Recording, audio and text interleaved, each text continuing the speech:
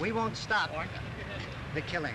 Every week of this trial, like every week of the past 7 years, will be measured by new Hiroshimas and by new lies, by the deaths and imprisonment of Americans, and by tens of thousands of new Indo-Chinese killed, wounded, or made homeless. We won't stop that. But this trial will inform the American public in ways that it's never heard before of how we've been governed in the past quarter century and what censorship and deception do to a democracy. Ever since the establishment of the Constitution in the early years of the United States, the fight for the freedom of speech has been present. The Alien and Sedition Acts instilled under John Adams in 1798 was the first major instance of the government trying to restrict the voice of the people in the press. Numerous unconstitutional government efforts to silence the public has since proceeded. In 1971, yet another battle for freedom of speech emerged as the New York Times published top-secret information about the Vietnam War obtained through a whistleblower in a series of front-page articles later known as the Pentagon Papers. The government tried to stop the release of this information, but under the protection of the First Amendment, the New York Times fought back in the Supreme Court and won. This victory had solidified that journalism was a valuable way the public can keep the government accountable for the people. This is demonstrated through the cultural, political, and psychological changes present during and after the case.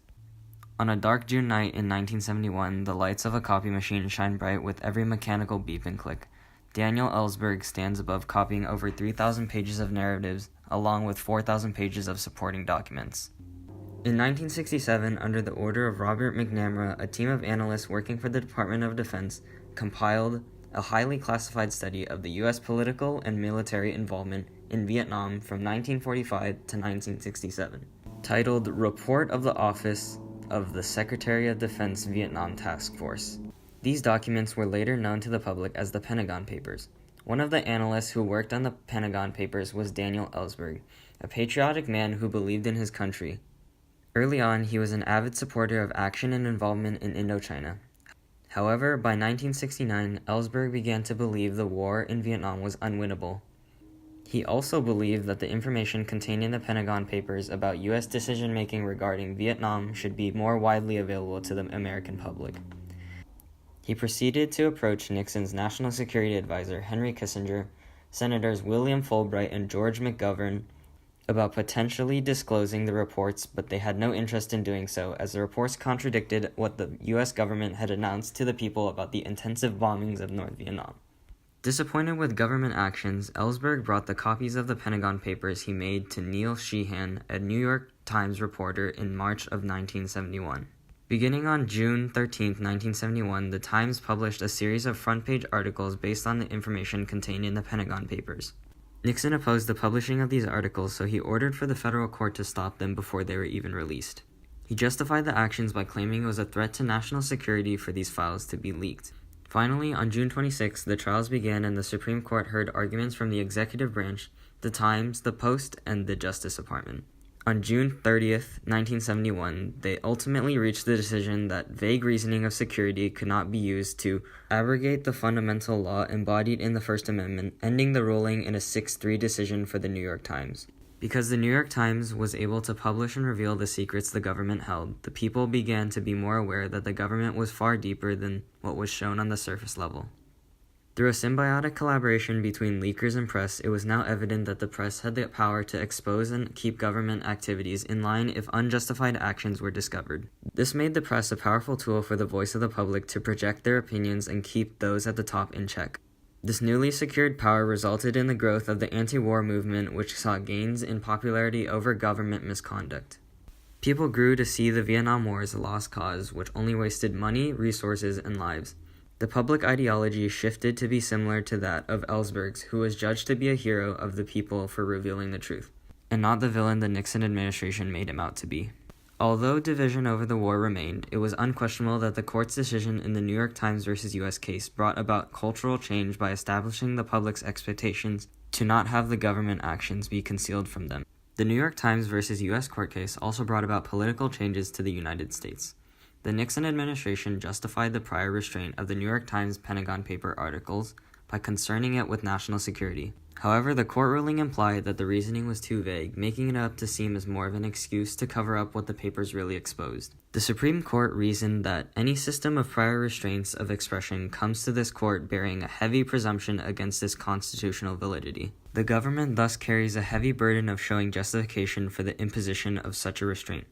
The District Court for the Southern District of New York in the New York Times case, and the District Court for the District of Columbia and the Court of Appeals for the District of Columbia Circuit in the Washington Post case held that the government had not met that burden. We agree, implying that the government did not have sufficient evidence to restrict the New York Times. Due to this court reasoning, the government was held liable to present proper evidence to justify their claim. It provided that it would not be easy for the government to cover up their involvements in Indochina. The press had strengthened grasp over politics with the reassurance that the government could not suppress them so easily. Articles published in newspapers are monumental contributors to public opinions and are able to sway the favor for political parties. The Nixon administration saw declines in popularity because of the continued publishing of the Pentagon Papers showing that political changes could be brought through press backing and exposure through media. Psychological effects of the New York Times versus U.S. case are apparent in Nixon's administration's actions during and after the case. In a conversation recorded on June 13, 1971, Nixon and Kissinger acknowledged that the Pentagon Papers being released was not much of a threat to national security, but rather they wanted to cover up the leak and save face. Oh, God. Basically, it doesn't hurt us. Domestically, I think, I'm no expert on that, but no one reading this can then say that this president got us into trouble. I mean, this is an indictment of the previous administration. It hurts us with Hanoi because it just shows how far our demoralization has gone. It's gone. But basically, I think the decision they have to make is, do they want to settle with you? They know damn well that you are the one who's held firm, and no matter how much anyone else is demoralized, doesn't make any difference. Yeah. Right. Well, you'll find things out there pleasant enough. More than 10 years after the case, a writer and attorney for the Washington Post at the time supported the claim of government trying to save themselves from embarrassment, saying, "It quickly becomes apparent to any person who has considerable experience with classified material that there is massive overclassification and that principal concern of the classifiers is not with national security, but rather with governmental embarrassment of one sort or another. It was a strong concern of the government to maintain their image of being correct and doing what is right. When faced with the adversity of the leak and the case, they believed they needed a way to stop tarnishing of government image. Although their efforts to stop the embarrassment of the Pentagon Papers leak through prior restraint of the New York Times failed, they continued to try to save their image through other means." Shortly after the final decision, the Nixon administration formed the infamous White House plumbers in order to prevent future leaks such as that of the Pentagon Papers. The White House plumbers broke into Ellsberg's psychiatrist's office and wiretapped his phone in order to obtain information on his mental condition and keep track of him in hopes of preventing more potential embarrassment.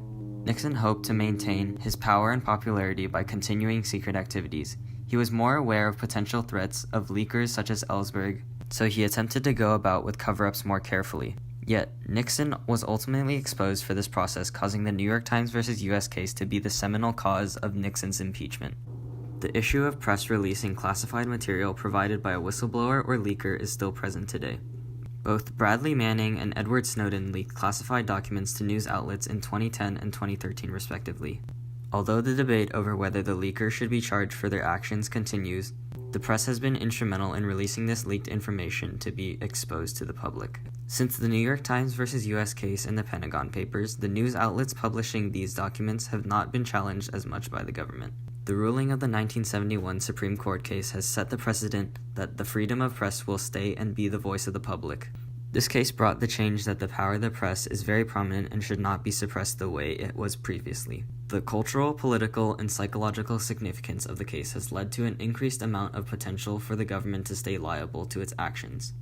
Although the government continues to operate in secrecy, the press will be present for when the next whistleblower chooses to leak classified documents to the public for the greater good of the United States.